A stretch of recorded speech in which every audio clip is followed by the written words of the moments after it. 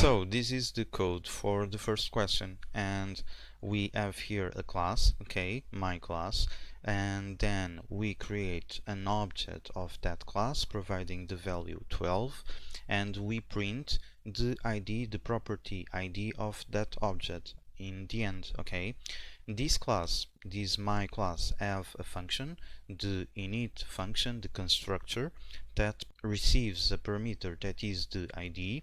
It assigns to the self.id the value of ID, and finally it changes the value of ID to be ID plus 10. So what would be the output of this? Okay, and the first option is 22, the second option is 12, and the third option is an exception is thrown. Let's run this. Let's open the terminal and execute, and the result is 12. Let's understand this. First, Python loads the class myClass. Then it goes to this line of code where we create an object of myClass. Because of that, it will navigate to the init function of myClass, creating the variable ID. Then it creates the self.id variable that is pointing to the same object. And this is very, very important to understand the next instruction, because in Python, integer objects are immutable. So when we do id equals to id plus 10, a new integer object is created and the variable id is now pointing to that new object. In the other hand, self.id still points to the old integer object. So this is why we get the value 12 when we do print mc.id. Let's see the next question. In Python, what would be the output for the following code? And we start with values, that is a list of numbers 1, 7, 3 and 5. Then we have a numbers, that is a set made out of our values list.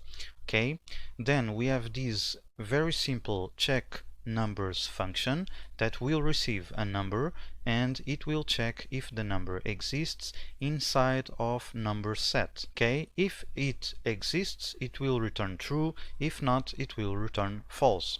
Finally, we have this for loop for I in filter, and for the filter function we provide two parameters. The first parameter is the check numbers function as a condition, and the second parameter is the values as the collection to be filtered. Okay, so what would be the output of this? Okay, let's see the options that we have, and we have these three options. Option A, 1, 2, 3 and 4.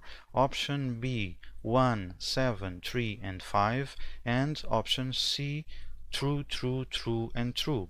So let me open the terminal and execute these, and the correct answer is B, 1, 7, 3 and 5. Let's understand this. First, Python loads the values list and the number set. So far so good, right? No, we must understand what is number set. Number set is actually the unique unordered elements of values list. So what we know is the number set have the same elements of values list, but we don't know the order. Then Python loads the check numbers function and it goes to the for each loop. And here we must pay attention to the filter function. This function receives two parameters. The first parameter is the condition that it will use to filter, and the second parameter is the collection that will be filtered. This is equivalent of having this code. Okay, it will start by creating an empty list, and then for each value in values it will pass each value one by one to the check numbers function, and it will check if the number exists in the numbers set. Again, the number set have all the elements of values list, so this check numbers function will always return true in this case. So each element will be added to the result list, and at the end it will return all the elements of the values list. So, knowing that the filter function is actually doing nothing in this specific code, what is actually happening is, for each element in values, we are printing the element. So let's see the next question, and the next question is very simple, I think. The value of the expressions, this expression and this expression, is the same. And then I have this print where we are checking if this expression is equals to the other one. And finally I am printing both for us to see if the result of both. The possible outputs are A false and B true. Let me open the terminal and run this, and the result is true. Let's understand this. First, Python follows the rules of math, and the first rule that we must pay attention is the order of the operations. First, we have the exponentiation and the root extraction. Second, we have the multiplication and the division. And third, we have the addition and the subtraction. Okay? Another important rule that we must pay attention here is the parentheses. It isolates a sub-expression. Knowing this, let's see what happens in the first expression, and we must pay attention to the parentheses. It will start evaluating 2 minus 1, then it will evaluate 3 times 1, and finally it evaluates 4 divided by 3. In the other expression, it starts by doing the same thing, the parentheses rule, and then we must pay attention to the order of the operations. And since multiplication and division are at the same level, doesn't matter the order the remaining expression will be evaluated. Okay, so we will get 4 divided by 3 multiplied by 1. That is actually the same thing that happens in the first expression. Let's take a look to the question number 4, and the question is: evaluate the expression given below if A is equals to 16 and B is equals to 15. Okay, so the expression is just this: A modulo B floor division A, and the possible outputs are A 1.0, B just 1, C 0.0, and D just 0. Let me go a little down so we can see everything and open the terminal, and let me execute this, and the result is D, 0. Let's understand this. The first operator is the modulo operator. It returns the remainder of dividing the left-hand operand by the right-hand operand. Let's see this example. 7 modulo 2 is equals to 1. Why 1? Let's take a look to the times table of the number 2. So 2 times 1 is equals to 2, 2 times 2 is equals to 4, 2 times 3 is equals to 6, is not yet 7, 2 times 4 is equals to 8, it already surpassed the number 7. So we will choose the 2 times 3, and from 6 to 7 we just need to add the number 1. So the number 1 is the remainder. In other words, the number 2 goes into 7 3 times and there is 1 left over. For our specific example, 15 times 1 is 15, 15 times 2 is 30. So we choose 15 times 1. Then from 15 to 16 we just need the number 1. Let's take a look to the other operator, and it is the floor division. It returns the floor of the result. In other words, the result of division rounded down to the nearest integer. So if we have a simple division, we have this: 1 divided by 16, we get 0.0625, and with the floor division we get the number 0. Why? Because the number is rounded down. So let's see the next question, and the next question is: what will be the output of the following code? We have a for each I in range, and we are providing the float number 6.2, and then we print the I, and the options are: we have A 0, 1, 2, 3, 4, and 5. Then we have B 0.0, 1.0, 2.0, 3.0, 4.0, and 5.0. Then we have C, we get error, or D, none of the above. Let me open the terminal, and the correct answer is D, no, C, error. Okay, so we got an error that is float object cannot be interpreted as an integer. Okay, let's understand this. First, what is this range? This range is actually a type that represents an immutable sequence of numbers and is commonly used for looping a specific number of times. Knowing that the range is a type, it has constructors. The first constructor just receives one parameter, the stop, and the second constructor can receive three, the start, the stop, and the step, knowing that the step is optional. The default value for the step parameter is 1 and the default value for the start parameter is 0. Also, we must note that if we provide 0 to the step, we get an error. Knowing all of these, let's go to the important part. The arguments to the range constructor must be integers, either built-in integers or any object that implements the underscore index underscore special method. So, in this case, we have a float, and the float is not an integer, and also it is not an object that implements the underscore index underscore special method. So we get this error: float object cannot be interpreted as an integer.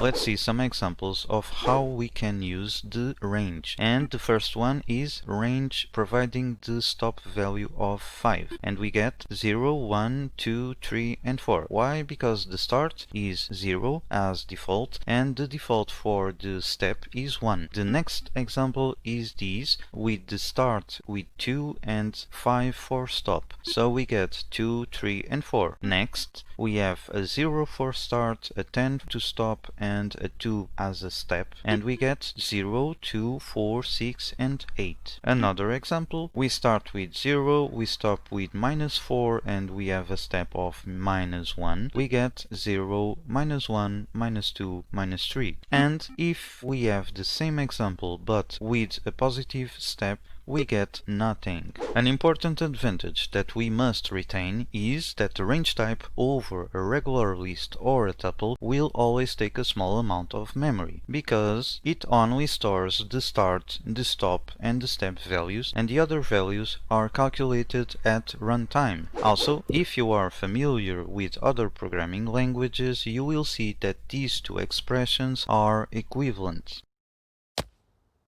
So let's see the question number 6. And what is the output of the following code? We have the string A, B, C, D, E, F, C, D, G, H, C, D, and we are splitting by CD, and we provide also the number 3. So the options that we have here are the option A with a list A, B, E, F, G, and H, another list in the option B, A, B, C, D, E, F, C, D, G, H, C, D. In the option C, we have A, B, C, D, E, F, C, D, G, H, C, D, and finally C, D. The option D, we have A, B, E, F, G, H, and finally a empty string, and the final option is the E, none of the above. And let me open the terminal and let's execute this, and let's see the result.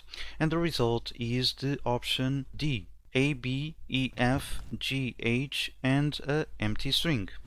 Let's understand this. First, the method split takes two arguments. The first one is the sep that have a default value of none, and the second one is the max split that have a default value of -1. It returns a list of substrings in the string, using the separator as a delimiter string. Also, if we do not provide the max split, or if the max split is less than 0, all the possible splits are made. And the important part here is, if the max split is higher than 0, at most we get a list with a length equals to max split plus 1. So in this case we are providing the number 3, and we will get a list with 4 elements. Let's take a look on these. First, it will get A, B, then E, F, G, H, and finally a empty string. One important note that we must retain here is if the separator is not provided, it will work in a different way. First, it will split by white spaces. Second, it will treat consecutive white spaces as a single one. And finally, the result will contain no empty strings at the start or end if the string has leading or trailing white spaces. In this example, it will return just A and B. The white spaces will disappear. Let's see the question number 7. What will be the output of the following code? We have here the string -28 and then we call the method zfill. We provide the number 4 as a parameter and the options are A 0 -28, B -280, C -28, D -028, and finally E 0028. So let me open the terminal and the answer is D -028.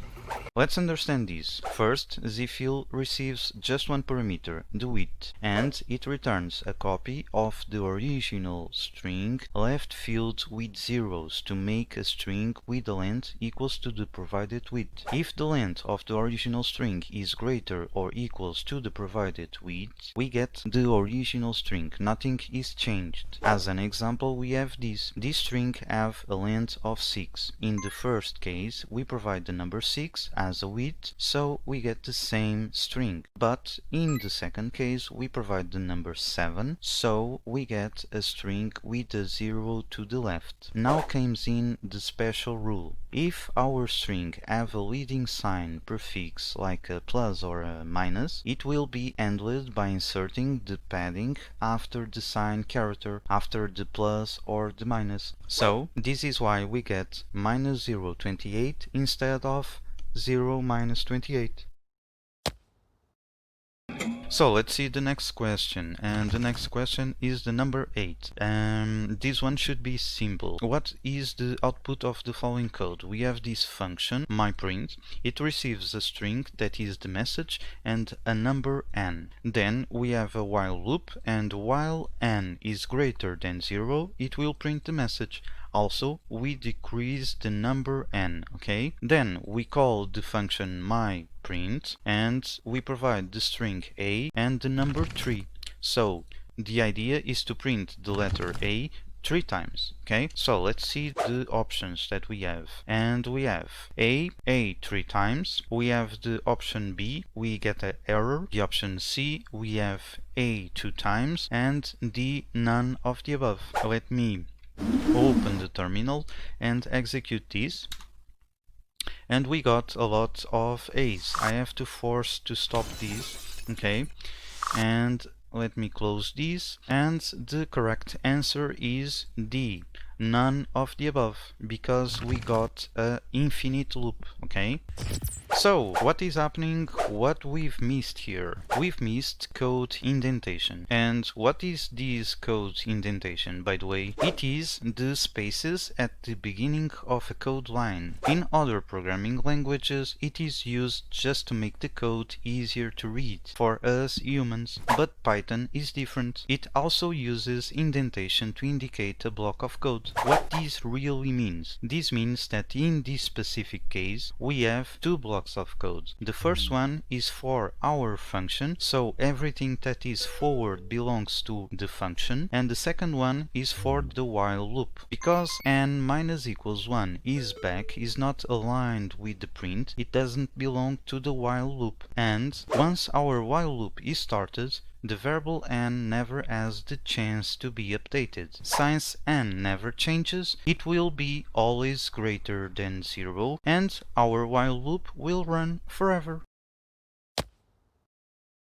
So let's see the question number 9, and what will be the output of the following code. We have this string, okay, hello world, and we are slicing the string. We do not provide any value to the first parameter, we do not provide any value to the second parameter, and we provide the value -1 to the third parameter, okay? The options that we have here are A we get a D. B, we get the string reversed. C, we get the string reversed without the last character.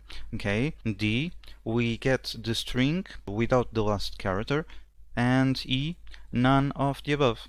Okay, so let me open the terminal and let's see the correct answer. And the correct answer is B. We get the string reversed. So, what is this? This is called string slicing, and it allows us to substring a string. And how it works? Do you remember ranges from the question number 5? It has a start, a stop, and a step. For string slicing is almost the same. We have a start, a stop, and a step, but they follow a special rule. The default value for step is 1, and for the others, well, it depends on the step value. If the step is greater than 0, if it is positive, our start will be pointing to the first index of our string, and the stop will be pointing to the last index of our string plus 1. Why plus 1? Because stop is exclusive. In the other hand, if step is negative, if it is less than 0, our start will be pointing to the last index of our string, and the stop will be pointing to the first index of our string minus 1. Again, why minus 1? Because stop is always exclusive. To understand this, we must take a look to some examples. And here we have our string. Oh, and by the way, don't worry, these are just two ways to do the same thing, to index a string. To make things simple, let's say that we have a variable x that is equals to our string. So, let's get the last word of our string. To get the word, we provide to the start the index 6 and to the stop the index 11. Also, we can mix the two kinds of indexes. In this case, we provided to the start the index minus 5 and to the stop the index 11. And remember, stop is always exclusive. The last position doesn't count. So, since we provided the index 10 to the stop, the letter D doesn't appear in this case. Let's see another way to do the thing. If we provide the number 6 to the start and nothing to the stop, we know that the default value for stop is 11, so we get the word world. Also, we can do this in this way. It's easier to read. Get the last 5 chars of our string.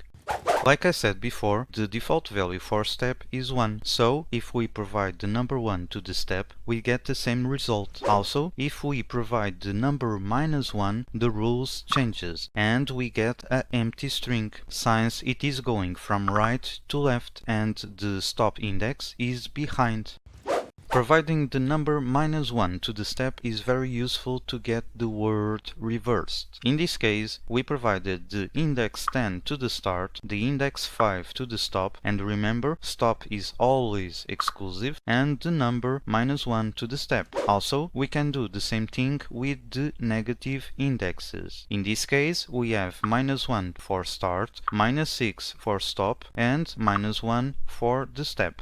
Let's say that we want to get the word hello. For that, we can provide to the start the number 0 and to the stop the number 5. Remember, stop is always exclusive. Also, since the step is 1, the default value for start is 0, so we don't need to provide the index to the start. We can do this providing the minus 11 to the start, and also we can do the same thing to the stop. Another example where we do not provide the start since our step is 1. And finally, we can provide the index minus 11 to the start and the index minus 6 to the stop. So all of these will get the same word.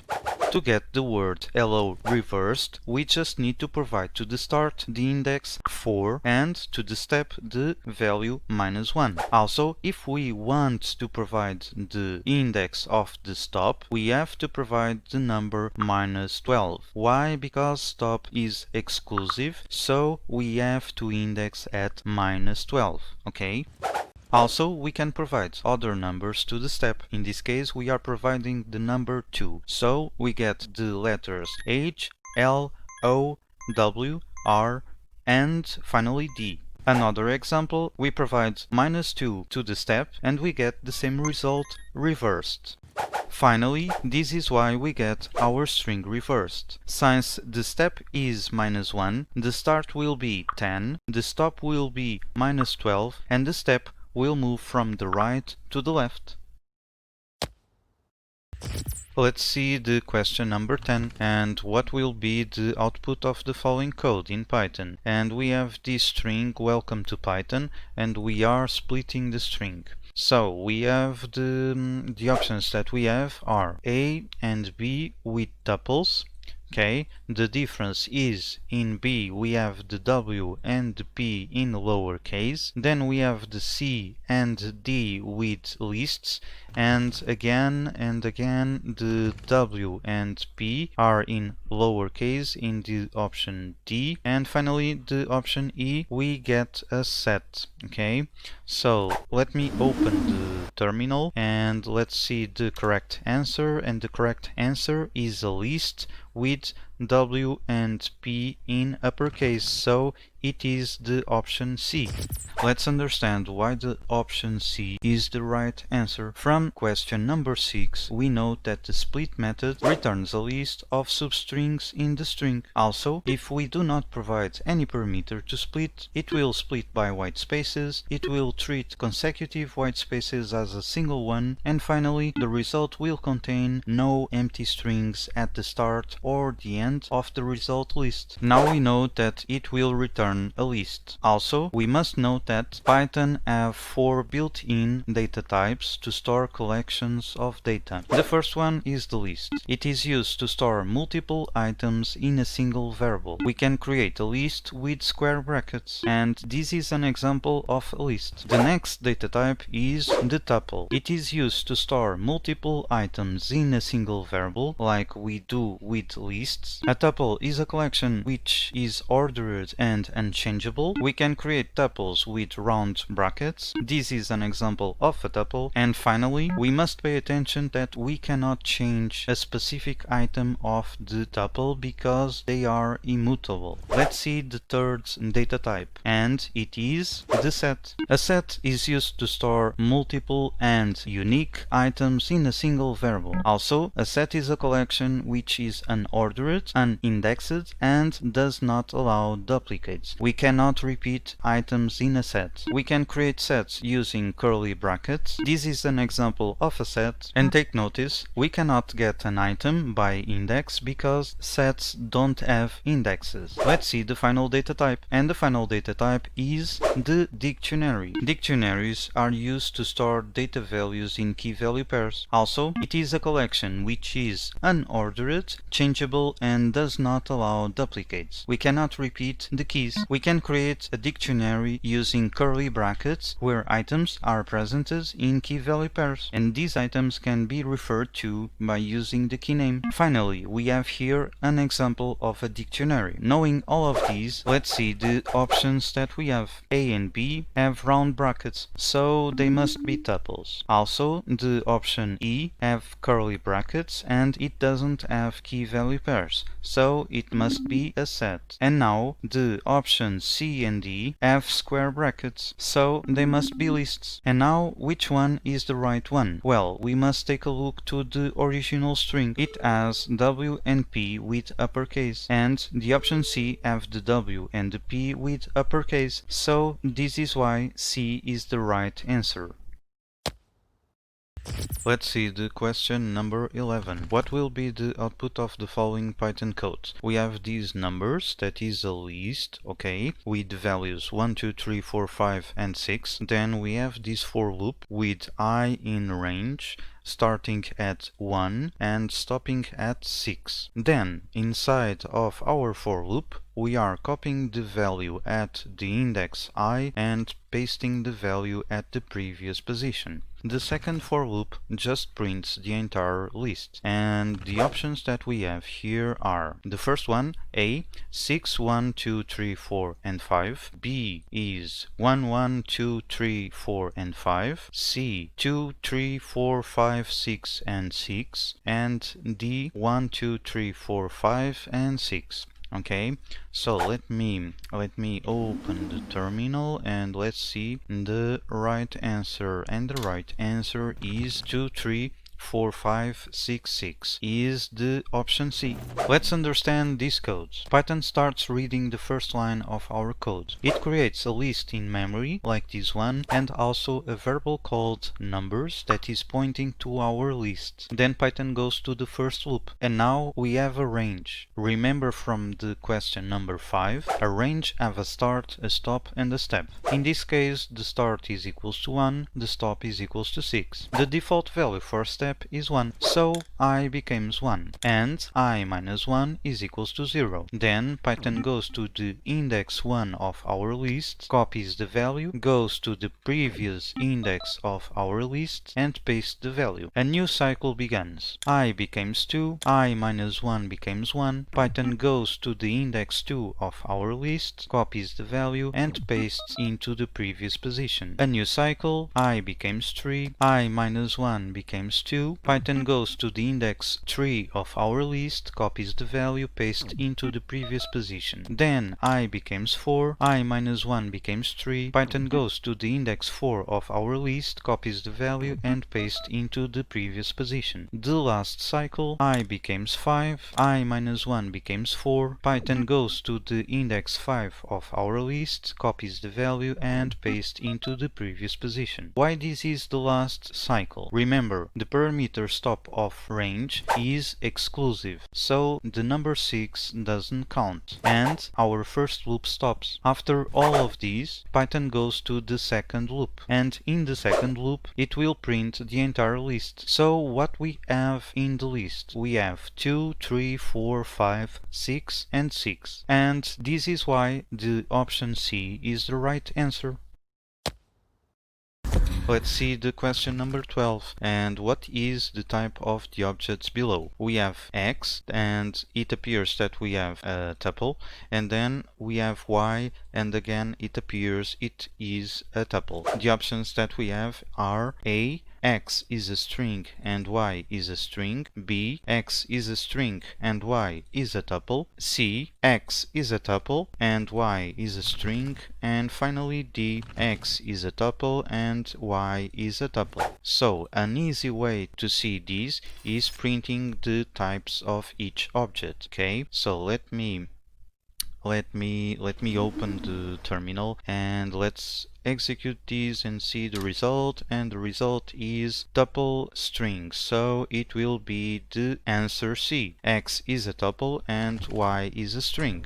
Let's understand this. Like we saw in the question number 10, tuples are used to store multiple items in a single variable, and they are written with round brackets. Also, they are ordered, unchangeable, and allow duplicates. When we say that they are ordered, we mean that once we create a tuple, the order of its items doesn't change. We actually can access them by index. So far, so good, right? There is a hidden story about tuples. Let's see. To create a tuple with 0 items, we just need to do open bracket and close bracket. With this, we have a tuple. To create a tuple with just one item, we open the bracket, we have the item, then we have a comma, and then we close the bracket. And also, to have a tuple with 2 items, we do open bracket, item 1, comma, item 2, close the bracket. Or open the bracket, item 1, a comma, item 2, another comma, and then we close the bracket. So we always need the round brackets.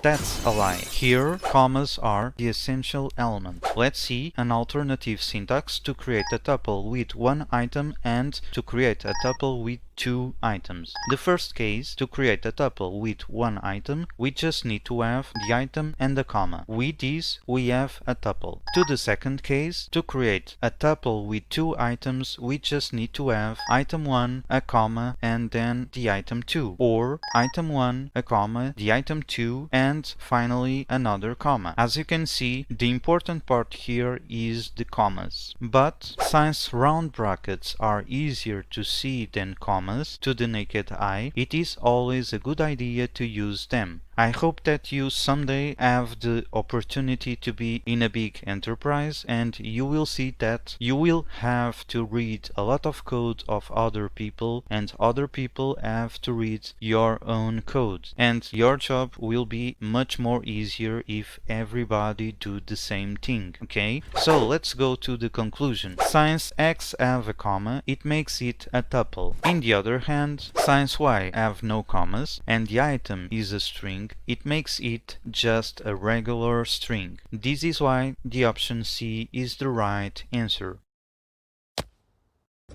Let's see the question number 13. And after executing the code below, what is the value of x and z? And we have here x is equals to 2, y is equals to 13, and then we have z is equals to x times y times x plus 1, and then we have x is equals to times equals to y times x plus 1. So apparently these two expressions are the same. Okay, and let's see the options that we have here.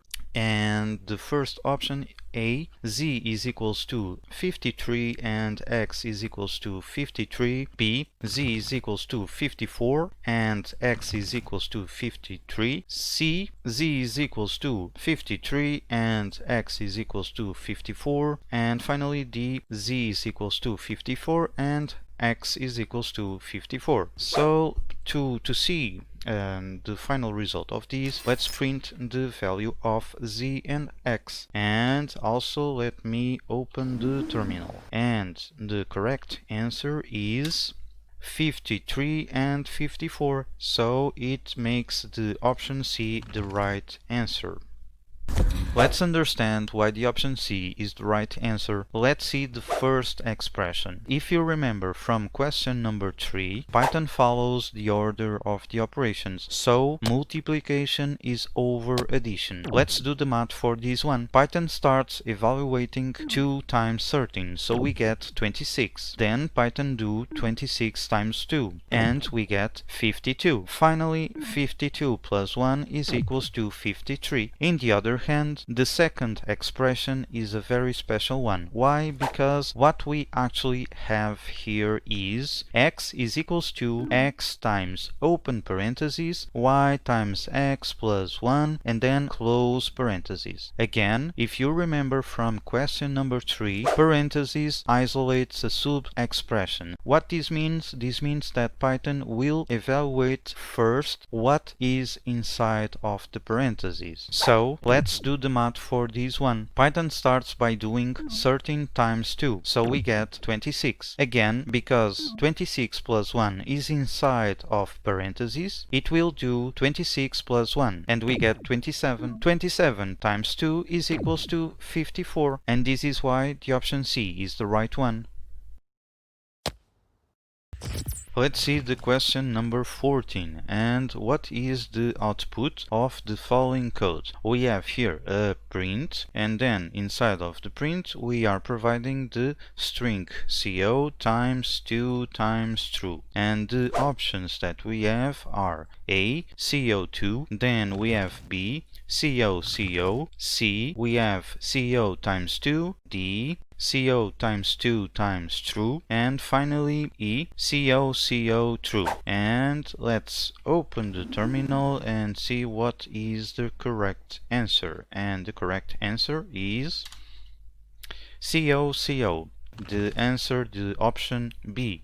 So, what's going on with this code? First, we must see these. Strings in Python have the following operators. The first one, the slice operator, allows us to get substrings from a string. And remember, we saw this one in the question number 9. Then, we have the plus sign operator. It allows us to concat 2 or more strings. And finally, we have the asterisk sign operator. It is the repetition operator, and it allows us to repeat a string as many times as the number we provide. And we have here an example of the usage of the 3 operators. Knowing all of these, the result of the string co times 2 is co, and the true is just the 3q.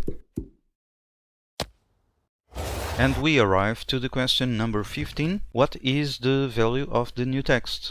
And we have here a text that is equals to this crazy string, and then we have a new text that is equals to an empty string, and for each char in text we are calling two functions, the chr and the function ord, or just simply ord. Okay, to the function ord we provide the char, and to the function chr we provide 1 plus ord char. Okay, then we add the resulting string to the new text. Okay, so the options that we have here are A, Python is easy, B, Python is good, C, Python on the moon, and D, Python is cool.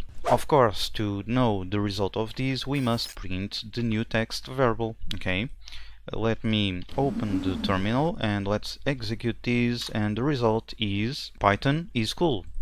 So the right option is the option D.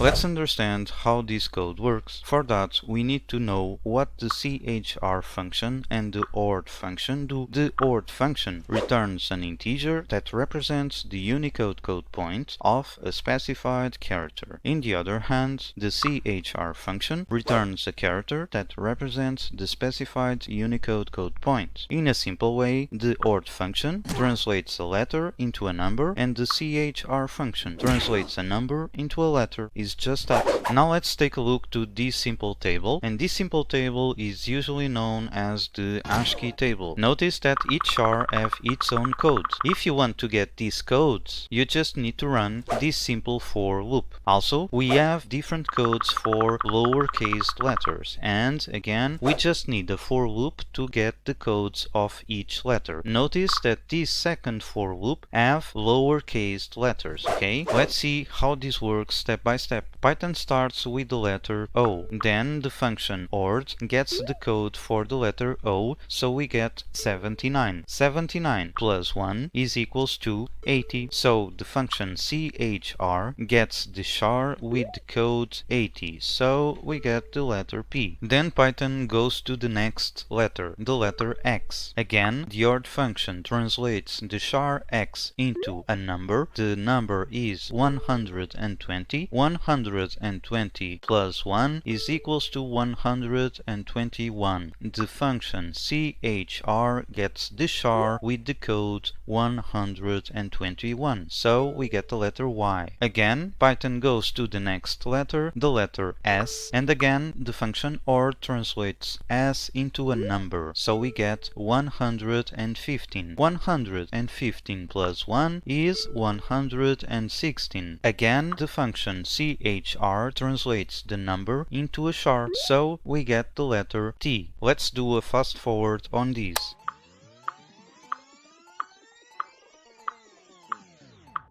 Finally, the last letter, K. The ord function gets the code for K is 107. 107 plus 1 is 108. And finally, the chr function gets the char for 108. So we get the letter L. And we get the string Python is cool. Let's take a look to the question number 16, and given the code below, what will be the value of the result variable? And then we have a function that is called myFunction. This function have the variable x that is equals to 10, the variable y that is equals to 20, and then it prints the string Python is cool. Finally, the function do x plus y that is equals to 30, and then we declare a variable that is called result, and it is equals to the return of my function execution. So what is the value of the result? And the options that we have are A, Python is cool, B, 30, C, it will be void, and D, it will be none. And of course, for us to know the result of the value of result variable, we must print the result variable. Okay, so let me do here something to be easy for us to know this is the right string. So result is equals to result. Okay, and let me open the terminal and let me execute this, And now we have here two strings. Python is cool. This is the result of executing this instruction inside my function, okay, and then we have result is equals to none. This is the result of this print, okay. So the right answer is D, none, because here we are printing the value of result variable, okay. So this is confusing. We got Python is cool in the console and the right answer was D, none. Why? The thing is, the question asks for the value of the result, not what the function itself prints in the console. So, in other words, what was asked was what my function returns. If you already know other programming languages, you may think, well, this function have no return statement, so it must be void. No, Python is different and it actually returns something. So, a function in Python without an explicit return statement returns none. And this is why the option D is the right answer. Oh, and by the way, Python now have support for type ints, which means that we can actually tell Python not only the expected return type, but also the expected types of each function parameter. Let's see the question number 17. Given the following code, what are the elements inside of k list? We have this k list with the numbers 1, 2, 3. Then we have a variable called remove that is equals to k.append. After this, we do remove 3, remove 2, and remove 1. The options that we have are A, we get a list with 1, 2, 3, 3, 2, 1. Then we have B, 1, 2, 3, 2, 1. C is an empty list, and D is a list with the numbers 1, 2, and 3. So for us to see what is inside of the list, we must print the list, okay? And let me open the terminal, and the right answer is 1, 2, 3, 3, 2, 1 is the option A.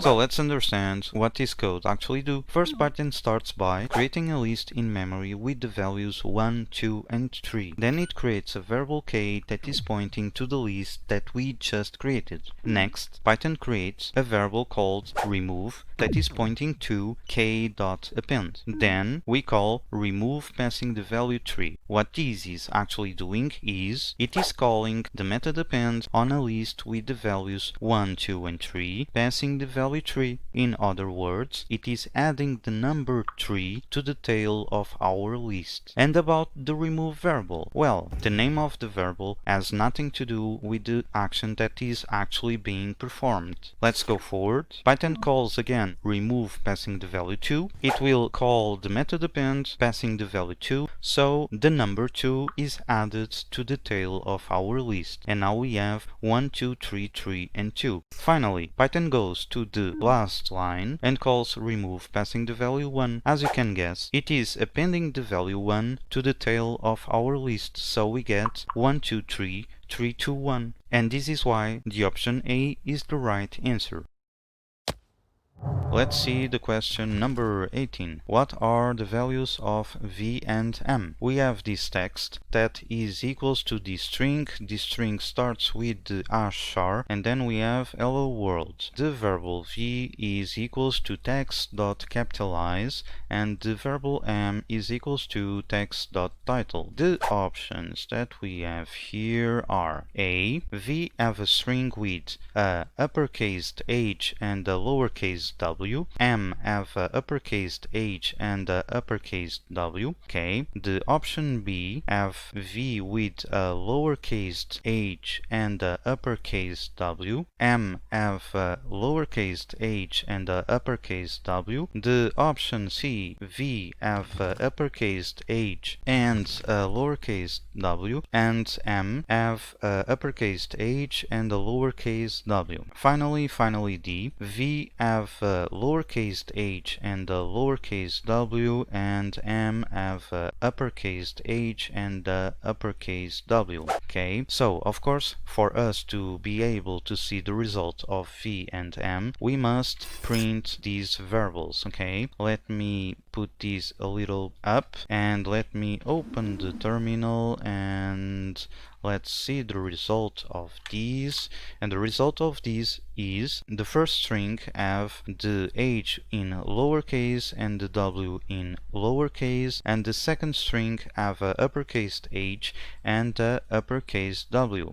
So it makes the option D the right answer. Let's understand how capitalize and title functions work. First of all, since strings are immutable, both functions will return a copy of the original string, okay? About the first function, it will capitalize the first character of the string and the rest will be lowercased. So, in this specific example, the first char is a ASCII, and since ASCIIs don't have an uppercased version, in this specific example, we will get a string without any changes. In the other hand, the title will capitalize every word in a sentence and the rest will be lowercased. And the thing here is how title knows what is a word and what is not a word. Let's say this in another way. It will uppercase a char if the previous char don't have an uppercased version of it. An example, the W. The previous char is a white space, and as you know, a white space don't have a uppercased white space, so it will uppercase the W. The H is another example. The previous char is the ASCII. The ASCII don't have a uppercased ASCII, so H will be uppercase too.